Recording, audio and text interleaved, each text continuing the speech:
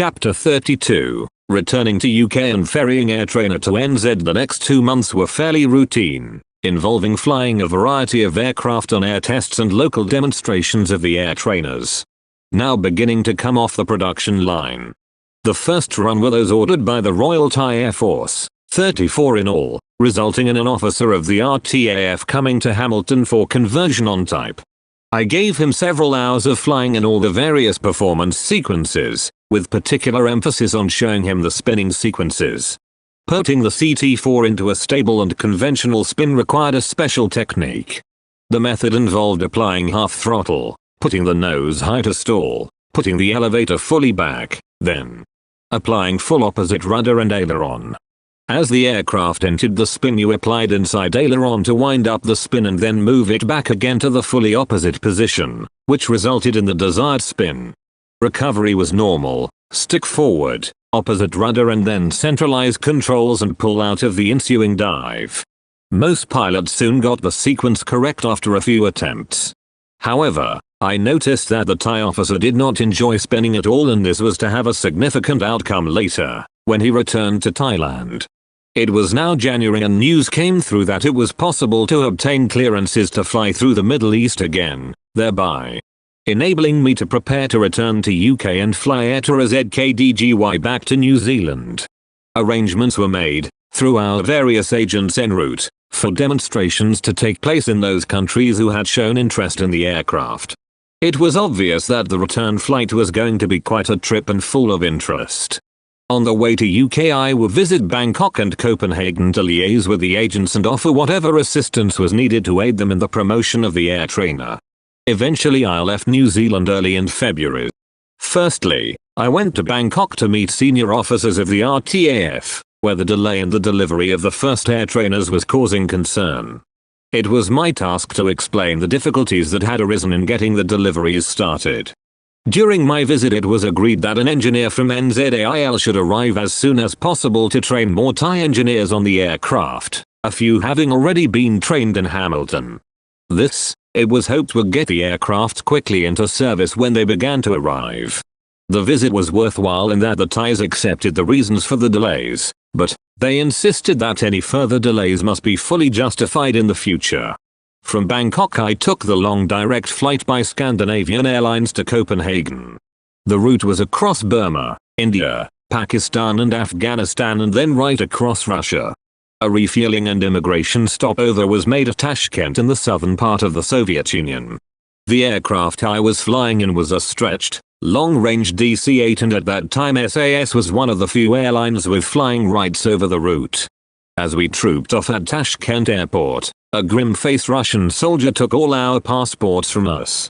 The airport lounge was grave and unattractive and full of communist propaganda, with very little in the way of food or drink. All around were these sullen and morose-looking Russians, and adding to this dismal picture was the snow-covered airport, with its mix of Soviet civil and military transport aircraft. Fortunately, we got off again just after one rather boring hour. The vastness of Russia was very evident as we flew for 10 hours overnight, across the frozen wastes of the winter-clad land below, with just very occasionally a few lights to be seen.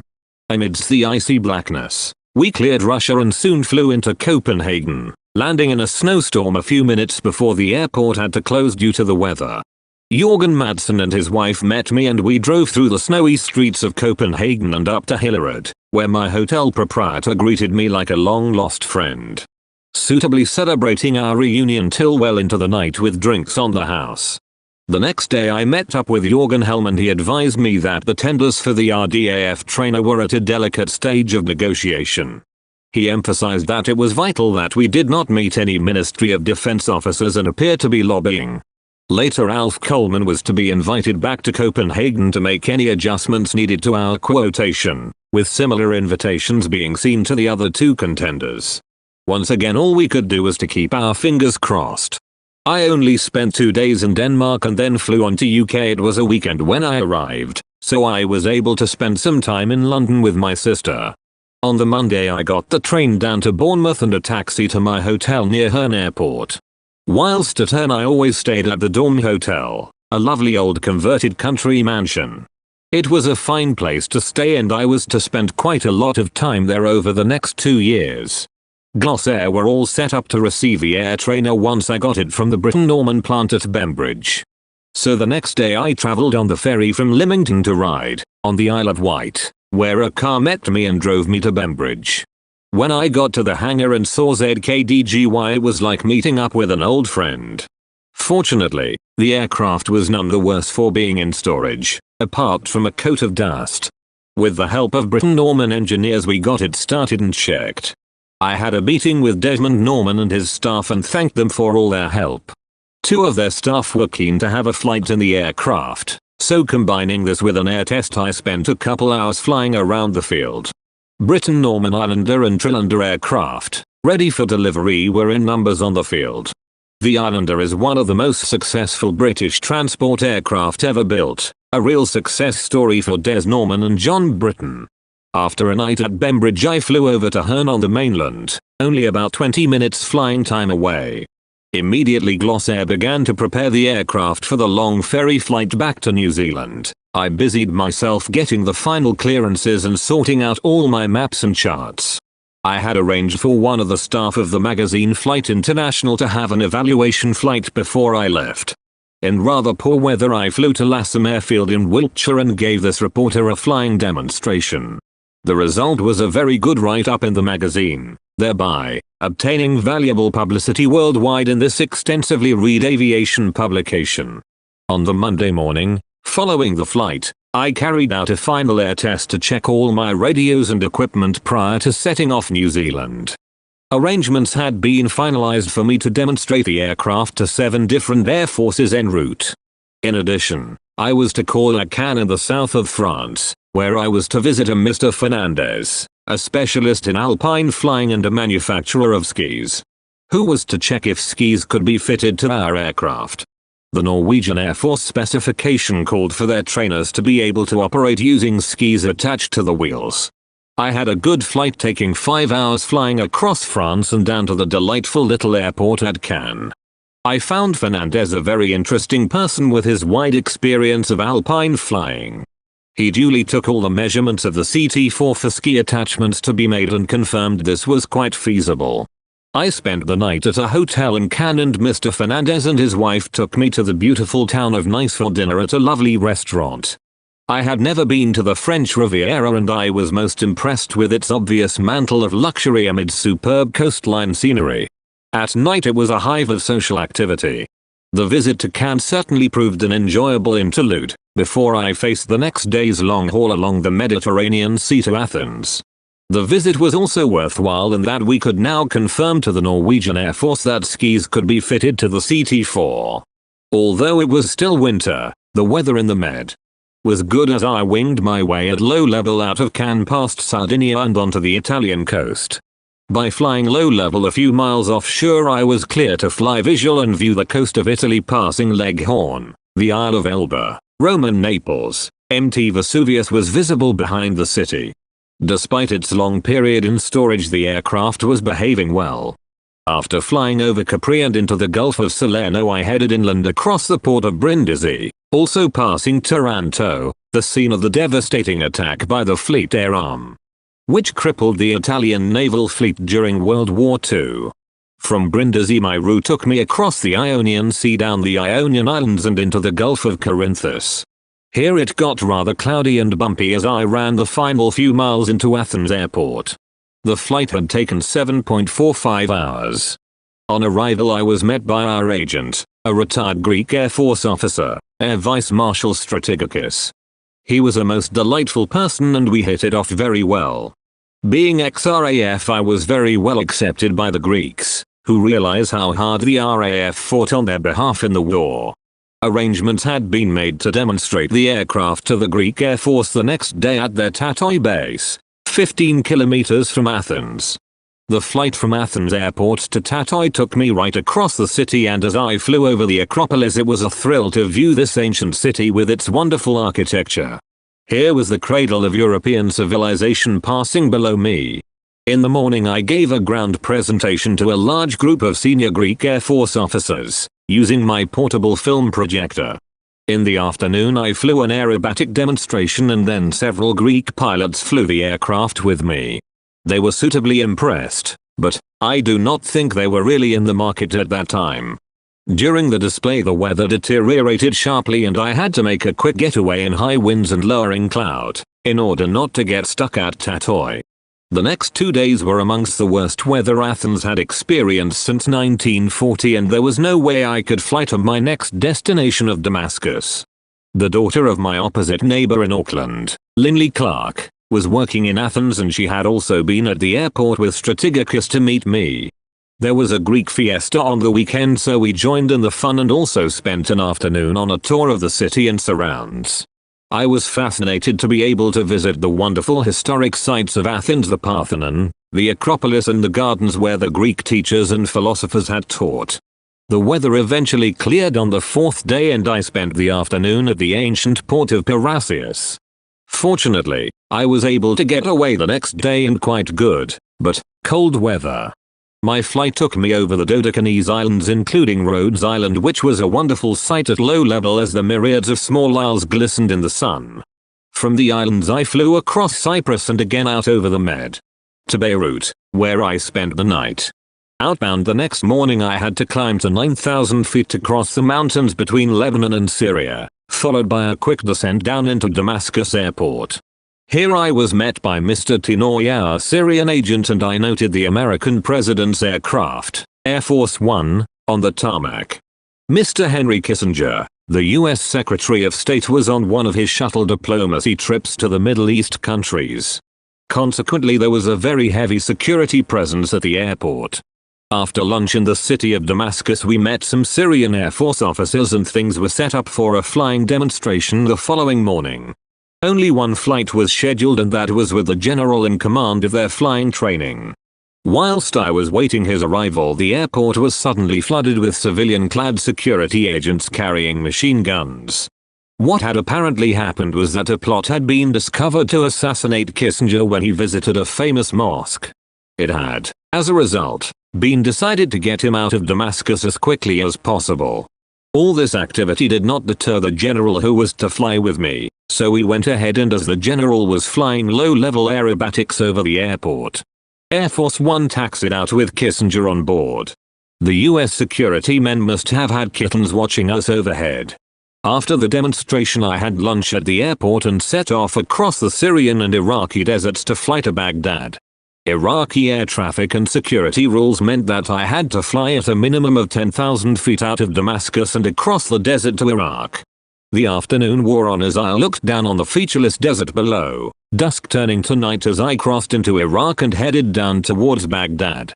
The city lights came into view in the black desert like a jewel in the night as I flew in and landed at the international airport. Mr. Alayan, our Iraqi agent, met me and helped me through the bureaucratic formalities. It was about a 30-minute drive into the city to a rather indifferent hotel, despite it being the best in the city. In all I spent 3 days in Baghdad and they were most interesting. For whilst I have been away in UK the Iraqis had ordered 10 Fletchers for their plant protection department thanks mainly to the efforts and influence of Alayan. He was a very nice person and I got on very well with him. He called me Mr. George, because to the Arabs the Christian name comes last and he took my family name to be first. The whole set of arrangements for the demonstrations for the Iraqi Air Force and their National Aero Club were organized in a clandestine atmosphere. Alayan made these through a retired Air Force officer, but he kept well behind the scenes. Later I flew the aircraft over Mathana, an Iraqi Air Force base on the outskirts of Baghdad, where I flew several demonstration flights. One flight was very memorable when I flew with an Iraqi squadron leader who was a really superb pilot, having been trained by the R.A.A.F. He flew the aircraft in a spectacular display of low-level aerobatics, which I found very exciting but a bit scary as I sat alongside him. He was married to an English lady and that evening he invited me to dinner at his house. It was a fascinating evening, for he recounted his flying and the war against the Israelis in 2 conflicts. Flying Hunter fighters. His account of these air battles were quite revealing and he told me how good the Israelis were. The inexperienced Syrian pilots apparently had been no match for the battle-hardened Israelis. He must have been good to survive. I found Baghdad very interesting to look around when Alain arranged for one of his staff to show me the city. There is so much Middle East history centered on Baghdad and it is clearly evident, but one was conscious of the atmosphere of suspicion amongst the citizens as I walked around the city and the shops. There was also a strong Russian presence in the hotel, who were in close association with the Iraqis. Despite it being only late February, the weather was quite hot by day, but cooled down considerably by night. I found the Iraqis very hospitable and they really went out of their way to keep me entertained, not letting me pay for a thing outside my hotel, as is the Arab tradition. On my departure they also gave me presents for myself and my wife. I felt that we had a good chance to sell the Airtrainer as the Iraqi Air Force only had aging Zlin and DH Chipmunk trainers and needed a replacement aircraft. With Alain's obvious influence with government agencies our chances looked good. During that period Saddam Hussein was the deputy president and I was told that he would soon be number one. They were not wrong, for soon after he overthrew the President Ali Bakan. After 3 days in Baghdad I flew to Bahrain over Basra and out into the Persian Gulf, which was interesting. All along the route down the coast one saw the fires from the oil wells burning off gas. Tankers were in abundance all down the Gulf as I flew past Kuwait into the Saudi Arabian oil ports en route to Bahrain. I only spent the night in Bahrain and saw little of it before flying out the next morning to Karachi, a 6-hour flight over Oman and along the Iranian and Pakistan coasts. In Karachi we had agents and had arranged the sale of Fletchers in Pakistan and they organized things well for me. I set off the next day for Delhi, a flight made longer than usual because of defense restrictions and flying direct over the borders of Pakistan and India. What could have been about a 4-hour flight was almost 6 hours. Near Delhi I had a few fuel flow problems which caused the engine to stutter at low level, caused by vapor locks occurring due to the heat at low level in tropical conditions. My stay in Delhi turned out to be rather longer than planned. Mr. Gordon Lewis, the New Zealand Trade Commissioner, and our agent Mr. Manetji met me and told me that there was a 4-day religious holiday just about to start and, therefore, the demonstration would have to be delayed until after that was over. I was a bit annoyed, for, had I known, I would have stayed longer in Karachi to demonstrate the aircraft to the Pakistan Air Force who had shown an interest. In the event the delay was a real bonus for me, affording me my first long visit to India. Gordon Lewis invited me to join them on a visit to Agra to see the Taj Mahal, which they were visiting in the next few days, a visit which was to turn out quite momentous. Firstly I had to suffer the tedious bureaucracy of Indian customs. We had to get the TC-4 to an airfield some 10 miles away, where the Indian Air Force were going to fly the evaluation, a rather rundown place called Safdarjung. This need to fly the aircraft away from Delhi airport seemed to completely throw the Indian customs officials.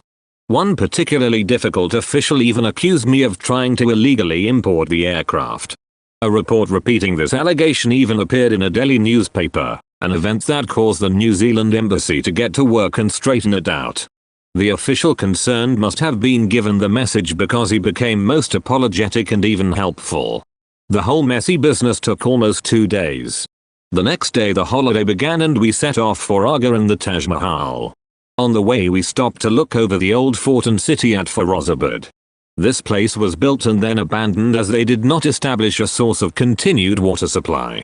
As we were about to take a look around we were prevented from entering by an official. A motorcade came along and I asked who it was and the official told me it was the Prime Minister of the Maldive Islands. As the cars came along, who should give out but Mr. Ahmed Didi, who was now the Prime Minister. He was the person, as readers will recall, that I was called out to meet late at night when I was in Mail. Also stepping out from another car was Jalil, who had been the liaison officer to our survey party in Mail at the time. He greeted me warmly and then had to move on into the fort. After a short wait we were allowed in and took a tour of the old fort. We then went on to Agra for lunch at the Hilton Hotel, where in the dining room was the Prime Minister of the Maldives at an official lunch. We found a table and then Jalil, who had spotted me, came over and told me the Prime Minister wanted to see me. I was just in a sport shirt and slacks, but, as I approached the table the Prime Minister got up and came to meet me. We chatted for a few minutes, before we returned to our respective tables. It had made quite an impression on Gordon Lewis and his wife and our agent. As the official party left, the Prime Minister came over to our table and met our party and wished me well. After lunch we went to the Taj Mahal and once again the motorcade of the Prime Minister arrived. This time I buttonholed Jalil and he told us to follow their entourage. My stocks were pretty high after all this. The tour of the Taj Mahal was fantastic and we all enjoyed looking over this quite unique tribute by a prince to his beautiful wife. 2 days later, after seeing a bit more of Delhi and socializing, the demonstration to the Air Force went ahead. Firstly, I gave an aerobatic and handling display before an Indian Air Marshal, during which a large number of huge buzzards continued to circle all around, overhead, making the flight rather dicey. They had wingspans of about 4 feet and I certainly wouldn't want to have collided with one of them. 3 R.A.A.F officers had flights with me and expressed a distinct liking for the aircraft. Gordon Lewis reported later that the Indians had been suitably impressed. Apparently they were interested in a joint venture, which would have involved assembling the aircraft in India. The following day I flew on to Calcutta, at low level, giving me an overall view across the Indian continent from Delhi to Calcutta. After completing formalities, I traveled into the city from the airport over a dreadful road in a taxi at night, whilst the driver left his lights off for most of the trip, all very nerve-wracking. 1 million people sleep on the streets of Calcutta at night in squalid and appalling conditions, an unforgettable sight of misery and poverty. The next day I flew the 4.5-hour trip to Rangoon, where I was met by our agent and one of the Burmese Air Force colonels I had met on my previous visit. I was advised that demonstration flights had been arranged for the next day. Meanwhile, this time I was booked into the magnificent Inner Lake Hotel, which had been built by the Russians, quite evident by the grand architecture. It was a relief to stay there, rather than in the squalor of the city in Rangoon itself. The hotel had the most beautiful grounds and Inner Lake itself had a calm and serene outlook. The next morning I flew across to an Air Force base, near Rangoon, at Hamoibi. Here I gave a presentation on the aircraft to a large gathering of officials, including the Burmese Minister of Defense. Subsequently, 5 R.A.A.F pilots had flights with me, which was hard work for it was very hot, the time being around midday. The following day was an extra long day with a flight to the main R.A.A.F training base at Mektila just outside Mandalay. The flight up there took 2 hours and I had a R.A.A.F colonel with me who knew the route very well.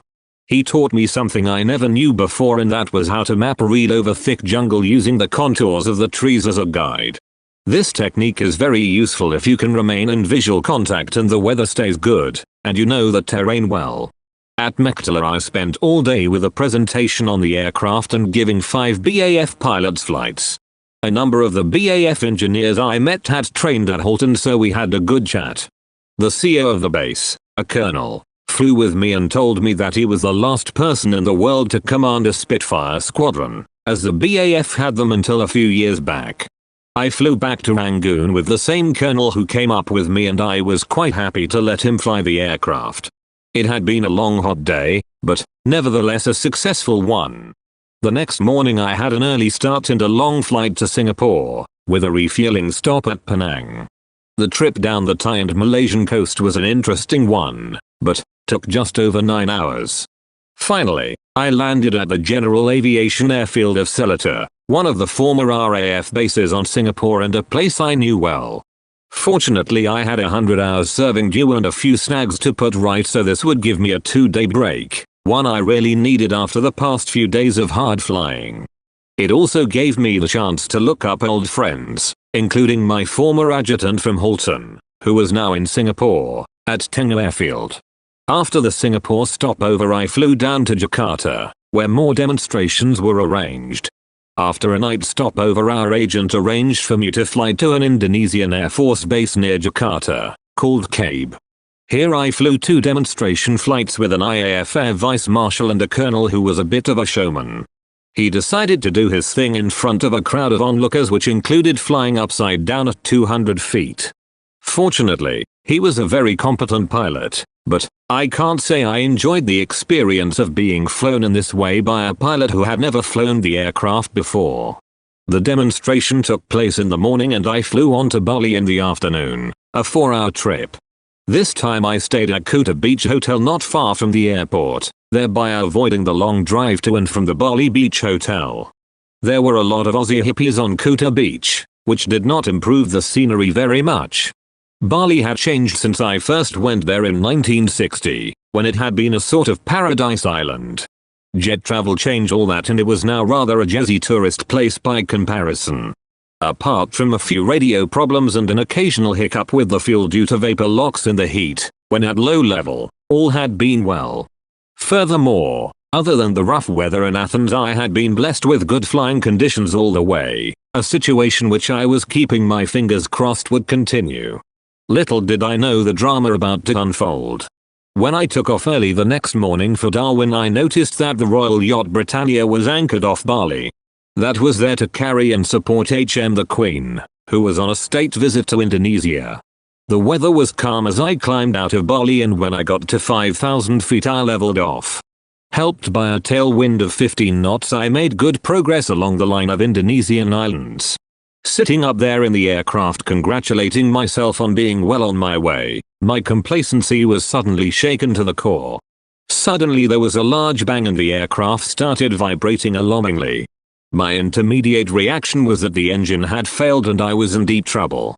Whilst I assessed what was happening, I noted that the engine instruments were all normal RPM, oil temperature and pressure, fuel flow, all were okay. There was however a smell of burning which alarmed me even further. Then I spotted a red blurred movement in the front by the propeller. Immediately, I realized that the nose spinner on the propeller assembly was almost off its mounting. This accounted for the vibration, but there was no way I could carry on. So I turned back towards the nearest coast and put out a mayday call to Surabaya Control advising that I had engine trouble and may have to ditch. The smell of burning and the vibration was the biggest worry, but the burning was just a smell and there was no sign of smoke. I tried various power settings and speeds, but the vibration continued. I decided to try to get back to Bali, but the tailwind I enjoyed on the way out was now a headwind on the return leg. After an agonizing half an hour I reached the Bali coast, which at least was some relief. I would now at least have the chance to put down on the coast instead of ditching way off land. I did not fancy my chances if I had to put down in those unfriendly waters. One thing that pleased me was that I felt quite calm despite my hazardous situation. I suppose my years of Air Force experience and training came to the fore. The hour-and-a-half flight out became a 2-hour flight back to Bali, amongst the longest 2 hours I can remember. As I made contact with Bali I cancelled my mayday situation. When I touched down at Bali, it was with almighty relief, but as I had throttled back on approach and during taxiing the vibration got worse. I can now see the spinner just hanging on by 1 or 2 bolts. Thanking God, I shut down and counted myself very lucky indeed to be safe on the ground. I was even luckier than I thought. A Garuda engineer came out to meet me, as he had been alerted by air traffic that I had engine trouble. Apart from the damage to the spinner, which was, in fact, hanging on by only 1 bolt, there were cuts in the fiberglass and engine cowling. On removal of the cowl, the cause of the smell of burning was revealed. In addition to cutting into the cowling, the spinner had almost severed the oil pipe to the propeller constant speed unit. If that had happened I would certainly have lost my engine. The oil pipe was within 1/8 of an inch of being severed and this cut had caused a smoke which smelt like burning. Indeed I had been lucky. With help from the Garuda engineer we removed the spinner and repaired the oil pipe, after which I gave the engine a good run and all seemed well. However, I thought I would air test the aircraft before attempting to fly all the way to Darwin, across the Timor Sea to boot. The air test proved quite satisfactory and everything performed as it should. However, it was too late to go to Darwin that day, so I stopped a further night in Bali. I sure enjoyed my first beer later that day. Off I went the following morning, but this time with the forecast of thunderstorms over the Timor.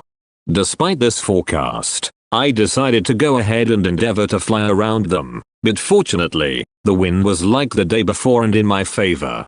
Thankfully, the aircraft was performing okay as I made my way down the Indonesian islands for the second time in 2 days. As I approached Timor there were big build-ups of cumulus nimbus clouds ahead, so I kept well down and skirted around these storms. The sea lanes showed considerably strengthening wind and rough sea, which meant that I would certainly have no chance of survival if I went down. I now estimated the wind is about 30 knots, but thankfully up my tail, nearby giving me about 160 knot ground speed. As I called Darwin, they gave me a good forecast, and at last I saw that wonderful Aussie coastline come into sight. I had made very good time of only 7 hours to cover the 903 nautical miles from Bali. I checked everything over very carefully on arrival at Darwin and refueled for the next day's flight to Sydney. The weather over Australia was lovely and clear, but I had a headwind which gave me an almost 6-hour flight to Mount Isa. I was beginning to doubt if I could get back to Sydney that night, but I refueled and got away quickly. Eventually, trying to get to Sydney was to prove too much that day, so I pressed on until it began to reach dusk. I was near Cholaville, so I landed there and cancelled my flight plan to Sydney. One most humorous moment was at the motel I booked into, where a very vociferous cockatoo just kept clawing his way up his cage and saying quite clearly and repeatedly, "Where's me Tucker?" The next day, Sunday, I flew down to Bankstown near Sydney, but in rather deteriorating weather, causing Sydney Airport to give me permission to clear customs at Bankstown by phone. I was almost thankful not to have to go to another airport that day. It had been a grueling 4.5 weeks, and when I landed at Bankstown, taxied in and shut down, it was with a feeling of immense relief and satisfaction. Despite all the odds, I had successfully made it to Australia and had met all my demonstration commitments with satisfaction. Since it was Sunday, the NZAIL facility at Bankstown was all closed up, but I contacted a nearby outfit who gave me hangarage for the night. Later I made contact with the NZAIL chief engineer at home. The next day, when the engineers saw the damage to the spinner and the engine cowling and learned about the nearly severed oil pipe, they summed it all up when they said, "You were bloody lucky, George, amen to that." It had been 105 hours of very varied and eventful flying over many countries.